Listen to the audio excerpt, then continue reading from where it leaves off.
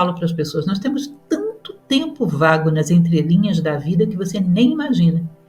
Eu peço para eles fazerem um exercício, planejar o seu dia seguinte inteiro. O que eu vou fazer de 7 às 8, de 8 às 9, de 9 às 10, incluindo lazer, descanso, tudo.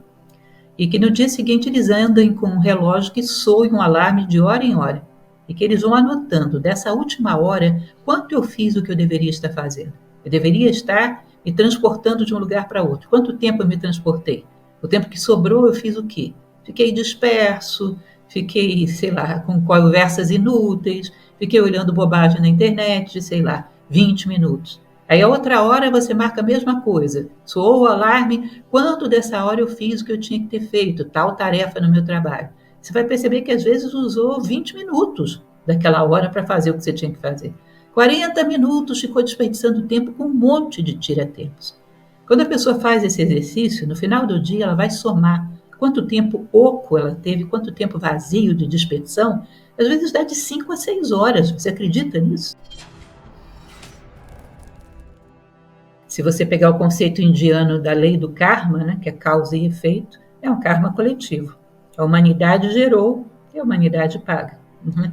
E parece que para limpar esse karma coletivo está bem difícil, porque já geramos algumas ações que são irreversíveis. Eu tenho ouvido falar, alguns especialistas bastante sérios, que alguns efeitos que geramos sobre a Terra são dificilmente reversíveis no médio prazo. Ou seja, nós vamos ter que aguentar as consequências mesmo, não vai ter outro jeito.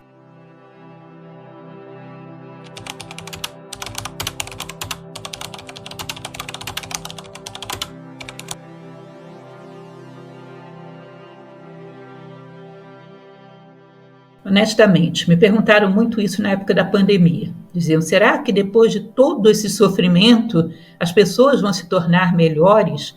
E o que eu respondia para elas é o mesmo que eu vou responder para você. É a mesma história do Sócrates. Se o sofrimento levou a pessoa a uma situação limite, onde ela despertou, elas vão mudar. Mas se não levou, elas vão continuar fazendo a mesma coisa assim que passa o perigo. Tá? Então depende de como as pessoas reagem ao sofrimento. Tem pessoas que, através do sofrimento, se tornam grandiosas, começam a pensar na dor da humanidade, começam a ter uma visão de mundo muito mais ampla, mas tem pessoas que passam pela dor e só se tornam rancorosas, amarguradas, sem perspectiva nenhuma de fazer algo positivo. Então depende muito de como você encara a dor. Tem gente que vai procurar culpados para tudo quanto é lado, vai se vitimizar e não vai crescer nada, porque não é alguma coisa que possa ser forçada de fora para dentro. O crescimento não pode ser forçado de fora para dentro. Ele parte da maneira como nós enfrentamos a adversidade. Deveríamos enfrentar a adversidade e dizer que eu só saia do outro lado maior do que eu entrei. Que assim temos chance de crescer em cada dificuldade que passa na nossa vida. É interessante porque a ciclicidade é uma lei da natureza. E nós percebemos essa lei na nossa vida, mas não damos à natureza status de vida também. Então não permitimos a ela viver os seus ciclos. Eu tenho 60 anos de idade, eu não posso querer viver de novo tudo que eu vivi aos 20, tem coisas que não pertencem a esse ciclo. Eu sou obrigada a aceitar isso. As modificações que a vida impõe para mim, as oportunidades, mas também as limitações. Sou obrigada a aceitar o que cada ciclo traz. Mas parece que a natureza não tem direito ao status de vida que damos a nós. Parece que nós somos a única vida por aqui. O resto é tudo material, matéria-prima para nosso uso. As coisas não têm tanto direito de estar aqui quanto nós, não merecem tanto respeito quanto nós merecemos. Então, eu respeito o ciclo meu, mas eu não respeito o ciclo da fauna, da flora, de nada. Tudo está aí para ser matéria-prima para a minha experiência pessoal. Eu não tenho por que respeitá-los. Um dia a gente vai ser obrigado a reconhecer que toda a vida que está à nossa volta tem o mesmo status, tem os mesmos direitos e que, portanto, tem que obedecer às mesmas regras. Quando se respeita algo, respeitar tudo. Eu sonho com um dia que, inclusive, as nossas legislações processem pessoas seriamente que prejudicam a vida de um animal, a vida de plantas, com mais seriedade, com mais rigor do que fazem hoje. Porque está atentando contra a vida, e a vida, toda ela é dotada do mesmo valor.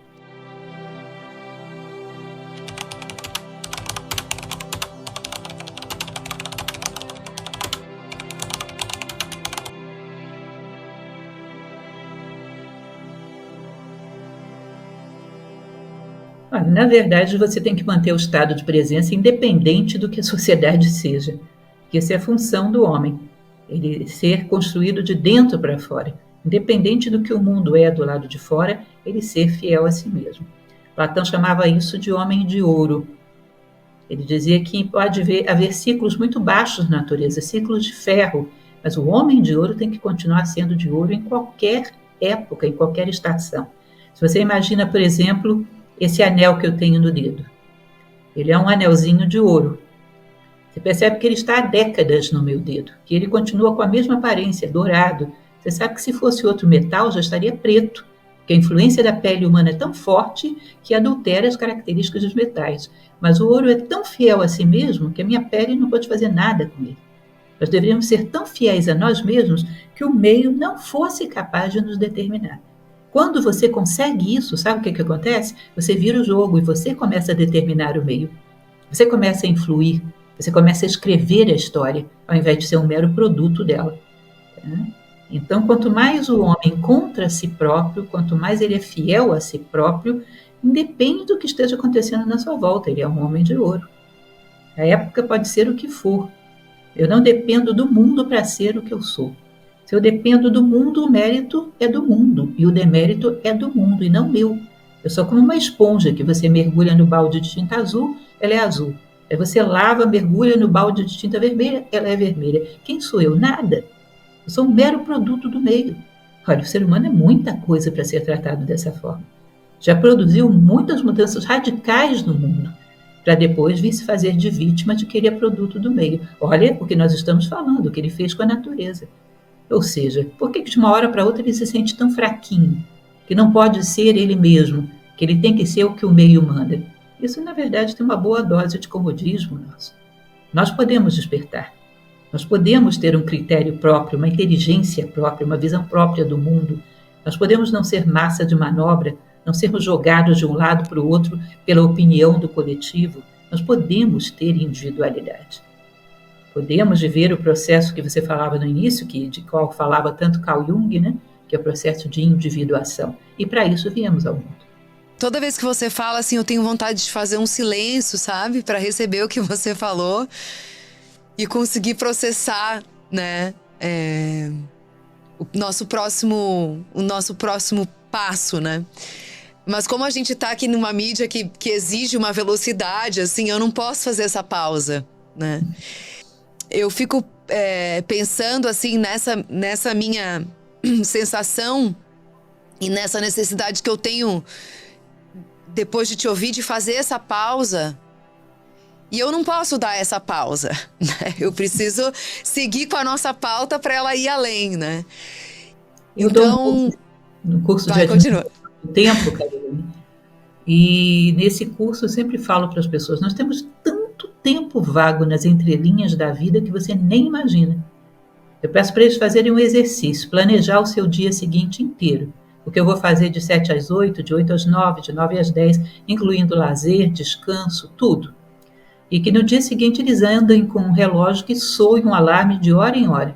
E que eles vão anotando, dessa última hora, quanto eu fiz o que eu deveria estar fazendo. Eu deveria estar me transportando de um lugar para outro. Quanto tempo eu me transportei? O tempo que sobrou eu fiz o quê? Fiquei disperso, fiquei, sei lá, com conversas inúteis, fiquei olhando bobagem na internet, sei lá, 20 minutos. Aí a outra hora você marca a mesma coisa. Soou o alarme, quanto dessa hora eu fiz o que eu tinha que ter feito, tal tarefa no meu trabalho. Você vai perceber que às vezes usou 20 minutos daquela hora para fazer o que você tinha que fazer. 40 minutos ficou desperdiçando tempo com um monte de tiratempos. Quando a pessoa faz esse exercício, no final do dia ela vai somar quanto tempo oco ela teve, quanto tempo vazio de dispersão. Às vezes dá de 5 a 6 horas. Você acredita nisso? E quando eu chego para você e digo, tome um tempo para refletir sobre a vida, você vai dizer, não tenho tempo. Como assim? Se eu te disser, faz um curso de filosofia, Carolina, você vai dizer, não tenho tempo, eu tenho que parar de fazer alguma coisa para fazer filosofia. Mas você tem 5 a 6 horas por dia que você está dedicando à dispersão, a fantasias, a formas mentais soltas que não servem para nada. E você poderia estar dedicando isso a uma reflexão filosófica, a uma busca de identidade, a uma busca de estabelecer o que você pensa sobre o mundo, o que você pensa sobre si próprio, independente das influências do meio, a partir das tuas experiências de vida. Ou seja, tem tempo de sobra para fazer essas coisas. Mas nós não abrimos mão do tempo de dispersão. Quando nos oferecem alguma coisa, a gente quer abrir mão do tempo ocupado. Vou ter que parar de fazer inglês para fazer filosofia. Não, faz o inglês. E faz a filosofia no tempo que você está jogando fora, que é muito. Que é muito. Então, nós temos aí muita coisa de nós mesmos que não conhecemos. Não sabemos muito bem como empregamos o nosso tempo. Ele não é tão ocupado quanto a gente pensa, não. Está cheio de vácuos, está cheio de vazios. Exatamente. Professora, muito obrigada pela sua presença. Foi um prazer conversar com você. E queria convidar todos que estão nos ouvindo e nos assistindo a seguir as redes, né, da professora. E queria que você falasse aqui das suas redes, para que eles pudessem seguir, para ocuparem os seus tempos, que vocês acham que vocês não têm, de uma forma melhor. Eu estou no Instagram, o Prof. Lúcia Helena Galvão, tudo junto, sem acento, né? Então é Lúcia Helena Galvão. E estou também no YouTube. Eu tenho hoje mais de 1000 palestras na internet. Uma parte no YouTube e uma parte no canal de streaming da Nova Acrópole, que é o Acrópole Play. No YouTube basta digitar Nova Acrópole e você vai cair no canal que tem mais de 1000 palestras, todas gratuitas e todas elas com conteúdos muito bons para serem aplicados na vida, que nos ajudam a desenvolver a reflexão. Muito obrigada. Obrigada a todos vocês que nos ouviram e até a próxima.